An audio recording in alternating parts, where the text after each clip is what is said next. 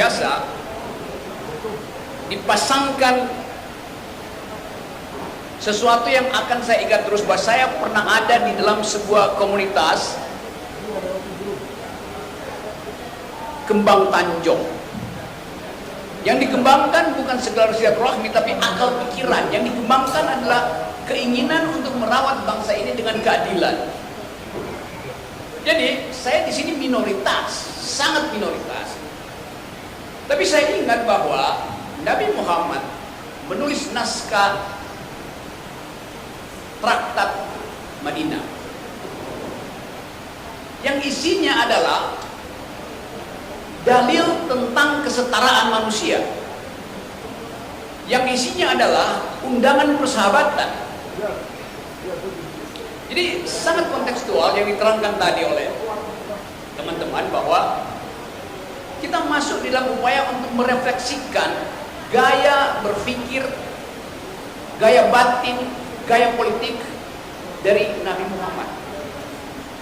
Jelas Nabi Muhammad adalah seorang politisi, jelas Nabi Muhammad adalah seorang negarawan, jelas Nabi Muhammad adalah pemimpin dunia, karena sesuatu yang diucapkan dari tahun abad ke-6, tahun 602 Masehi, sampai sekarang orang membaca kembali risalah sosiologis atau versi politik atau terjemahan hermeneutik dari ayat-ayat Quran, terutama tentang keadilan sosial.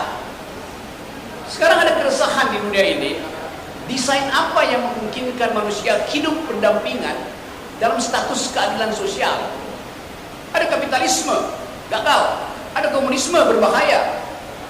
Orang masuk sekarang pada upaya untuk memikirkan jenis ekonomi, jenis transaksi sosial yang dasarnya adalah kesetaraan manusia. Orang pergi pada studi-studi baru tentang Islam, karena Islam adalah dokumen yang selesai, dokumen yang final, sebagai revelation, sebagai wahyu. Tidak ada interpretasi.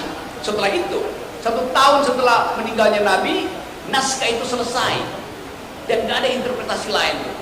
Jadi orang melihat betul bahwa secara tekstual Quran itu memuat secara sempurna, secara lengkap seluruh bayangan manusia tentang kehidupan pribadi, kehidupan dengan alam, kehidupan dengan akhirat, dan kehidupan bernegara. Jadi saya menganggap bahwa ini ada satu dokumen sosial yang jadi acuan ketika dunia mengalami fata morgana, mengalami ilusi tentang masa depan. Itu yang memungkinkan. Saya belajar filsafat Islam cukup lama, 5-6 tahun, dan sekarang masih baca tuh. Tapi yang unik pada kita adalah kalau kita mau refleksi tentang apa sebetulnya nilai kepemimpinan leadership dari Nabi Muhammad. Apa leadershipnya? Fakta pertama adalah kepemimpinan beliau terus menjadi model dari sepertiga umat manusia. Banyak sekali itu. Kalau sekarang 9 miliar, ada 3 miliar orang secara statistik yang menganggap bahwa desain keadilan sosial ada pada Islam. Kita punya Pancasila, tapi itu adalah kesepakatan kewarganegaraan yang interpretasinya masih macam-macam itu. Jadi saya senang di sini karena kita mampu untuk mengucapkan kembali dalil-dalil itu. Dalil pertama yang saya tahu, dan saya kira bagian yang paling penting tadi adalah perintah untuk berjihad. Berjihad artinya mengucapkan kebaikan dan menyelenggarakan kebaikan. Berjihad artinya menghalangi keburukan dan mengupayakan tidak bertambahnya kejahatan. Itu pengertian saya. Tetapi negara sering menganggap jihad artinya kekerasan. Jadi negara buta huruf terhadap interpretasi sosiologis, interpretasi perdamaian yang diajarkan di dalam kitab suci Al-Quran. Saya membaca banyak verses itu. Kita sekarang ada dalam upaya untuk memahami bagaimana mungkin kitab itu diturunkan pada seseorang yang buta huruf. Bagaimana mungkin kitab itu diajarkan dan diterima oleh sepertiga bangsa manusia. Artinya ada sesuatu yang sakral dan ada sesuatu yang masuk akal di dalam uraian-uraian tekstual Quran. Nah, bagian yang masuk akal ini yang bisa kita mempersoalkan artinya membaca secara serius supaya kita bisa ambil saripati keadilan, saripati kebenaran, dan saripati kejujuran. Tadi di meja itu saya sendirian mendengarkan bapak-bapak bicara pakai bahasa Aceh. Saya nggak ngerti bahasa Aceh, tapi saya mengerti bahasa tubuh dari 6 orang yang sedang bicara di depan saya. Bahasa tubuh kejujuran, bahasa tubuh keberanian, bahasa tubuh kebenaran. Itu dalil kepemimpinan yang seharusnya jujur, benar, berani. Itu yang kita mau bandingkan dengan keadaan sekarang. Tidak jujur, tidak benar, tidak berani. Ini ada kopi, terima kasih nih, kopi Sotek. Sok tahu tapi ekonomi kurang. Gak apa-apa, tapi enak kopinya. Kalau keadaan sekarang namanya sotok. Sok tahu tapi otak kurang. Ada pemimpin yang sok tahu tapi otak kurang, akibatnya kita berutang, akibatnya lingkungan rusak, akibatnya keakraban sosial berhenti itu karena ada seseorang yang punya modal sotok, sok tahu tapi otak kurang. Itu yang ingin kita kemukakan dalam upaya refleksi terhadap kepemimpinan. Kenapa begitu? Kalau Nabi adalah pemimpin, terjemahannya dia adalah leader. Seorang leader akan menuntun umatnya, warganya, pergi pada harapan. Itu namanya leader. Ada wahyu di depan yang kita upayakan diselenggarakan oleh seorang pemimpin. Di dalam sistem bernegara, wahyunya namanya konstitusi. Tetapi justru konstitusi itu yang sekarang sedang dipermainkan oleh seseorang untuk memperpanjang kekuasaannya. Jadi dari awal kita lihat bahwa kalau dia leader, dia paham bahwa tuntunan itu harus menghasilkan harapan. Kalau sekarang kepemimpinan politik kita nggak ada harapan, orang frustrasi di mana-mana itu. Bupati Meranti ngamuk, menganggap bahwa Riau itu dieksploitasi, kekayaannya tidak dikembalikan pada Meranti, dan dia bahkan menantang bahwa kalau begini terus eksploitasi terhadap sumber daya alam dan tidak kembali pada Meranti, dia mau mungkin dia berpikir lebih baik itu jadi bagian dari provinsi Malaysia. Demikian juga di tempat yang lain. Saya baca tadi di koran, Bupati Pasir Utara, tempat ibu kota negara akan dipindahkan, mengeluh bahwa di situ tidak ada universitas. Baru sekarang dia terbuka pikiran bahwa ibu kota negara tanpa akal itu artinya tempat untuk tambah ketidakadilan. Dan kita mulai paham bahwa kenapa para bupati mulai resah sekarang, karena ketidakadilan tidak tiba. Kalau misalnya kita berpikir bahwa IKN itu adalah semacam upaya untuk memperlihatkan kemegahan bangsa, di situ akan ada perusakan lingkungan, di situ akan ada makhluk Tuhan yang akan disingkirkan demi menanam beton di IKN. Padahal doktrin Islam adalah pelihara, hormati semua makhluk. Jadi IKN itu tidak berbasis pada sosiologi Islamis yang memerintahkan manusia untuk saling bersahabat, bahkan bersahabat dengan makhluk. Kalau kita perluas pembicaraan ini, kita kehilangan kemampuan untuk membaca masa depan karena seolah keadilan sosial itu terhalang oleh kita. Doktrin sosial Islam adalah kesetaraan manusia, bahkan kesetaraan antar makhluk, penghormatan antar makhluk. Kita diminta untuk berlaku dalam perspektif mencintai itu, bukan memusuhi. Yang terjadi sekarang adalah pertarungan politik sama dengan pertarungan suku, sama dengan pertarungan etnis. Saya pernah membaca kuliah, sebut aja kuliah, atau khutbah terakhir, khutbah Nabi Muhammad terakhir. Ketika beliau mengatakan bahwa orang Arab tidak lebih tinggi dari orang Yahudi, orang Yahudi tidak lebih tinggi dari orang Barat, kulit hitam tidak lebih buruk dari kulit putih tidak lebih indah dari kulit hitam. Hal yang itu diucapkan 1300 tahun yang lalu, yang baru dipahami oleh Perserikatan Bangsa-Bangsa setelah Perang Dunia Kedua. Islam mendahului kesetaraan manusia. Nabi Muhammad dalam perspektif itu bukan seorang rasis pasti. Orang Aceh tidak lebih tinggi dari orang Jawa, orang Jawa tidak boleh menganggap lebih tinggi dari orang Papua. Itu ajaran Islam. Itu kesetaraan manusia. Itu khutbah terakhir dari Nabi Muhammad. Saya mengingatkan itu pada para pemimpin untuk pergi kembali pada moral code dari hal-hal yang sifatnya teologis, yang hanya mungkin dipahami kalau orang punya kecerdasan, orang punya akal sehat. Dan memang Quran diturunkan ke wilayah kedunguan ketika masyarakat Arab mengalami pensoliman karena otak tidak dikembangkan. Itu yang menyebabkan ayat pertama adalah baca. Kan itu isi pertama, dalil pertama dari Quran. Baca, belajar, pikir, ikro. Bukan kerja.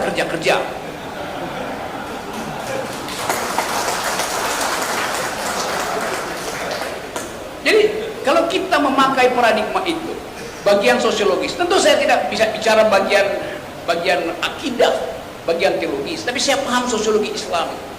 Semua agama ada dimensi esoteris, ada dimensi eksoteris.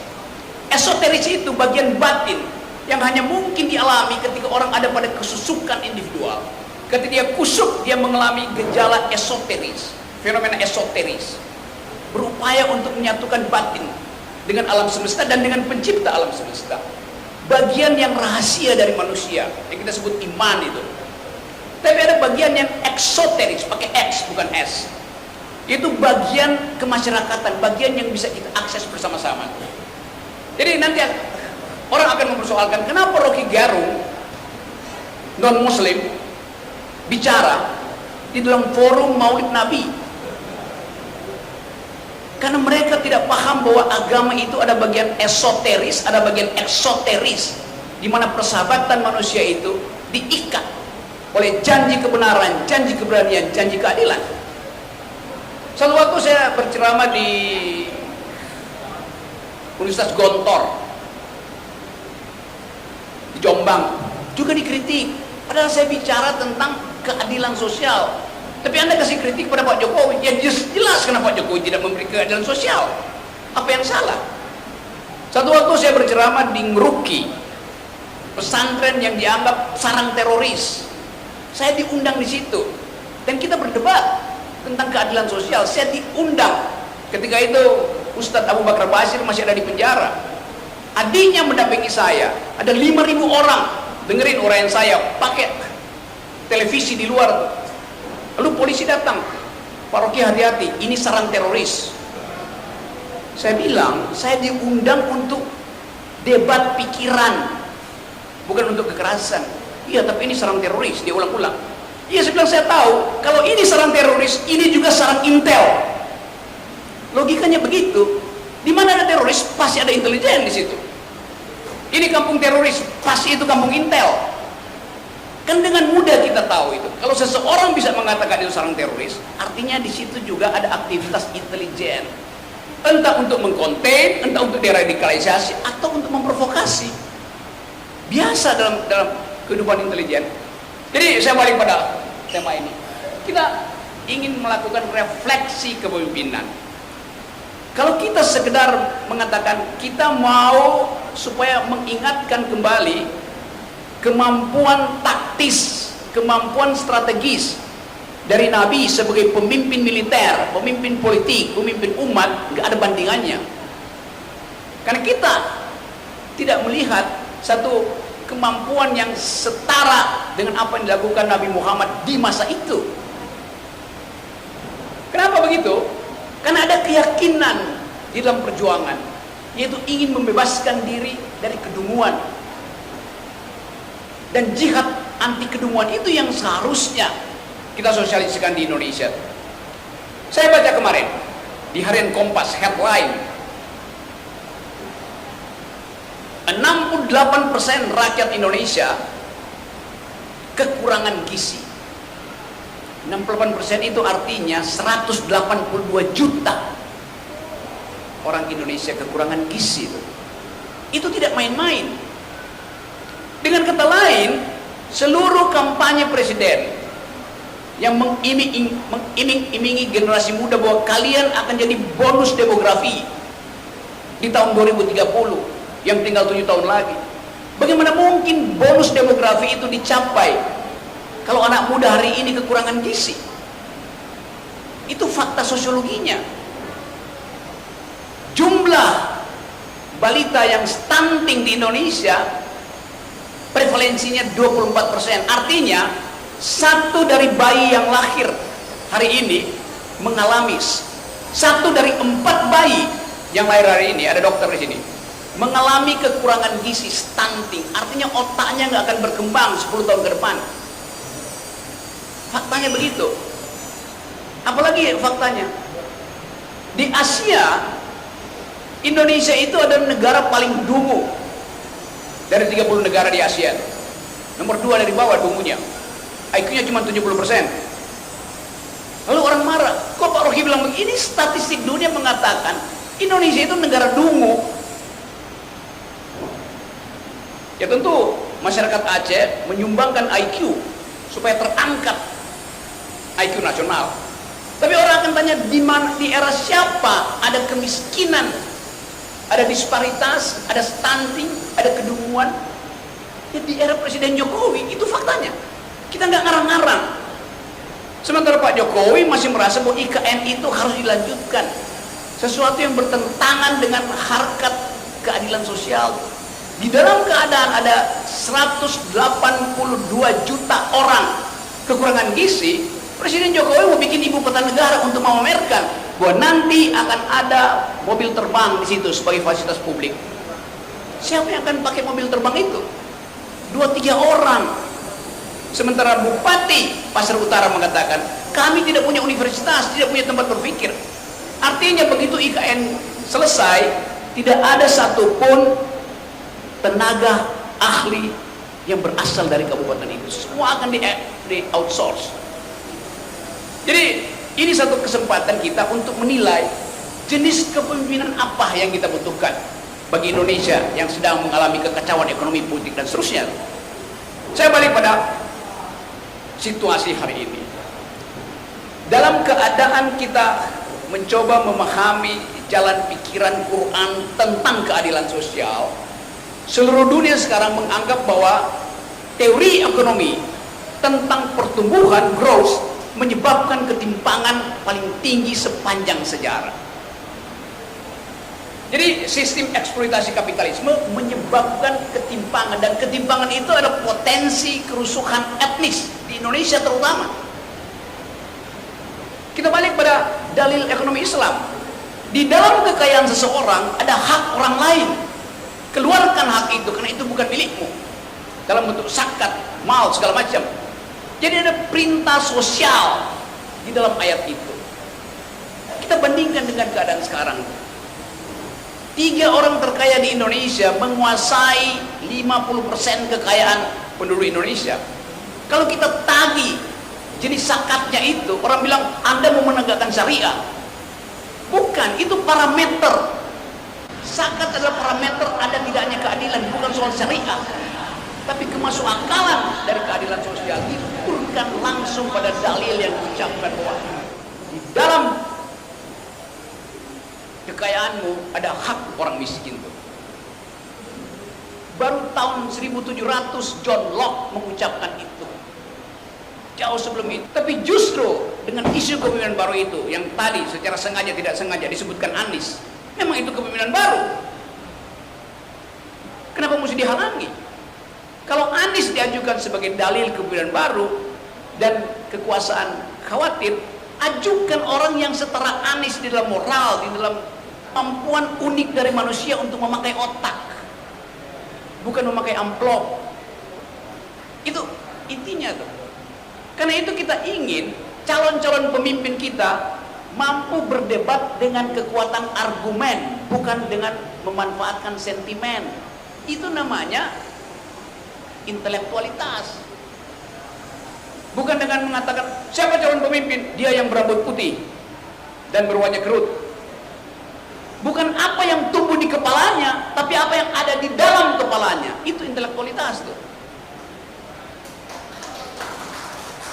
Jadi jelas versinya tuh. Kita tinggal pilih nanti tuh. Apakah kita mau ikut pembusukan politik yang sekarang dilakukan oleh seseorang yang sedang memimpin tapi tidak mampu memberi arah. Padahal memimpin artinya memberi arah. Presiden Jokowi sekarang memimpin tapi dia tidak bisa memberi arah. Kemana arah bangsa ini? Semua orang bingung.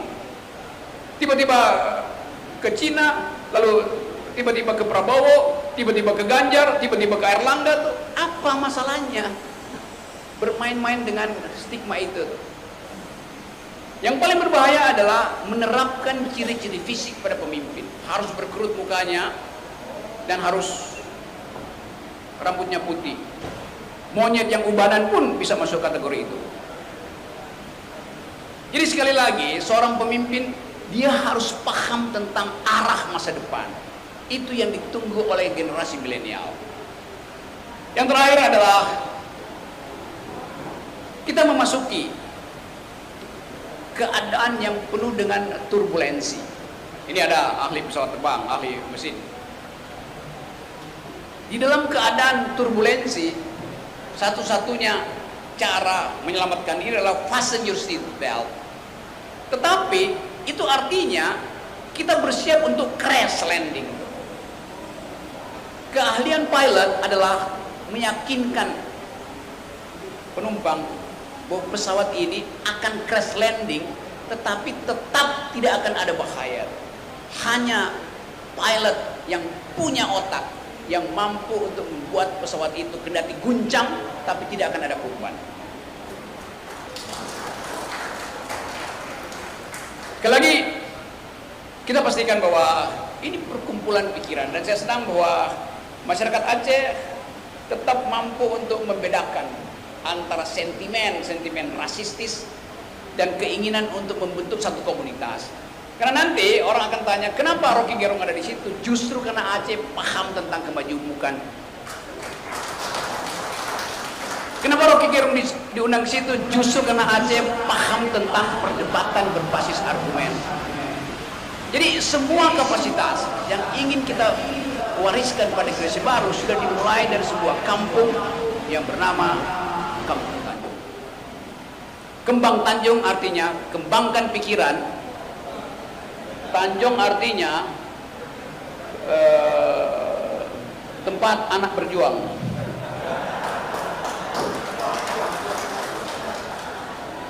Dan eksodus teman-teman semua itu eksodus dari Aceh, tetapi membentuk kembali keakraban di kota metropolitan. Itu adalah jaminan bahwa Indonesia bisa kita temukan kembali dengan pikiran masyarakat Aceh yang ada di Jakarta. Dan pikiran masyarakat Aceh dari dulu kita tahu pikiran yang ingin merdeka, pikirannya merdeka ya, bukan negaranya. Tapi kalau itu berkonsekuensi merdeka juga nggak ada soal. Jadi sekali lagi sebelum saya kena deli, coba kita lihat kasus yang terakhir, bagaimana KUHP. Aceh dulu dikuasai oleh KUHP Belanda, yaitu tidak boleh menghina Ratu Wilhelmina, menghina ratu atau raja Belanda, itu dihukum itu dengan pidana badan. Memang itu betul pada waktu itu karena tubuh publik raja atau tubuh publik ratu menyatu dengan tubuh privatnya. Kalau dihina tubuh publiknya, tubuh privatnya juga terhina. Kalau dihina tubuh privatnya, tubuh publiknya terhina. Kenapa? Karena ratu ini bahayanya. Yang pertama, kalau dia disebut sementara 2 minggu oke, 2 bulan oke. Ini 2,5 tahun. Artinya separuh dari tahun pemilu. Pemilu kita 5 tahun. Setengah tahun, 272 kepala daerah itu tidak mengikuti prinsip pemilihan umum. Padahal konstitusi kita pasal 1 ayat 2 mengatakan kedaulatan berada di tangan rakyat. Yang terjadi adalah pemimpin-pemimpin ini tidak dipilih oleh kedaulatan rakyat, tapi oleh kedaulatan presiden. Jadi Indonesia sekarang prinsipnya kedaulatan presiden, bukan kedaulatan rakyat. Harusnya kalau di negara beradab udah di-impeach Presiden Jokowi itu, karena dia udah melanggar konstitusi pasal 1 ayat 2. Pasal berikutnya mengatakan bahwa semua pemimpin publik harus dipilih secara demokratis. Jelas verbatim di dalam konstitusi. Dipilih demokratis atau dipilih oleh rakyat, bukan ditunjuk oleh presiden. Itu bahayanya tuh. Ya kita lagi kampanye bahwa presiden bisa diimpeach. Di mana buktinya? Di Peru kemarin seminggu lalu presiden melakukan hal yang sama, melanggar konstitusi. Akibatnya dia ditangkap polisi. Presiden Peru ditangkap polisi. Waktu ditanya kepada polisi, Anda menangkap presiden? Enggak, saya enggak menangkap presiden, saya menangkap pelanggar konstitusi. Jelas dalilnya tuh. Anda lihat sekarang 80 pejabat sudah diangkat oleh presiden selama 2,5 tahun. Artinya sampai 2024 selesai, sampai pemilu selesai. Coba Anda perhatikan, 80 jabatan kepala daerah itu kalau dikonversi di dalam suara, itu kira-kira 180 juta suara. Jadi 80 pejabat daerah ini menguasai 180 juta penduduk Indonesia. Itu potensi pelanggaran pemilu, karena akan diarahkan 180 juta itu untuk memilih tokoh yang akan diasuh oleh 80 orang yang diangkat presiden. Siapa dia? Ya pasti tokoh yang diinginkan presiden. Karena tidak ada pertanggungjawaban publik di situ. Jadi kita ada dalam bahaya, dan kita ingat kembali bahwa perintah pertama dari konstitusi, daulat rakyat bukan daulat presiden. Jadi teman-teman, dalam acara Maulid ini kita sekali lagi mengingat bahwa ada naskah Quran, ada hadis yang dua-duanya ada bagian teologis dari doktrin Islam. Ada naskah konstitusi yang juga diandalkan pada prinsip yang sama, yaitu keadilan sosial. Tetapi naskah konstitusi kita sekarang sedang dipermainkan untuk diubah. Jadi kalau sekarang ada usulan ya undang-undang dasar sebaiknya direvisi. Oh iya, itu ide yang bagus, karena keadilan sosial di versi undang-undang sekarang sangat mungkin bertentangan dengan dalil keadilan sosial. Tetapi merevisi itu memungkinkan revisinya justru jadi buruk, karena akan dimasukkan pasal-pasal untuk memperpanjang kekuasaan. Paling enggak kalau ada agenda, mari kita bahas kembali Undang-Undang Dasar 45. Membahas kembali artinya memberi kesempatan pada presiden untuk jangan dulu bikin pemilu, tunggu pembahasan itu. Artinya memperpanjang presiden. Jadi sekali lagi sebelum kita mungkin ada sedikit pembicaraan kecil, kita anggap bahwa kita ingin meniru kepemimpinan yang berbasis pada keadilan sosial, pada kebenaran dan pada kejujuran, dan itu ada di dalam sikap etis dari Nabi Muhammad SAW. Terima kasih. Assalamualaikum warahmatullahi wabarakatuh.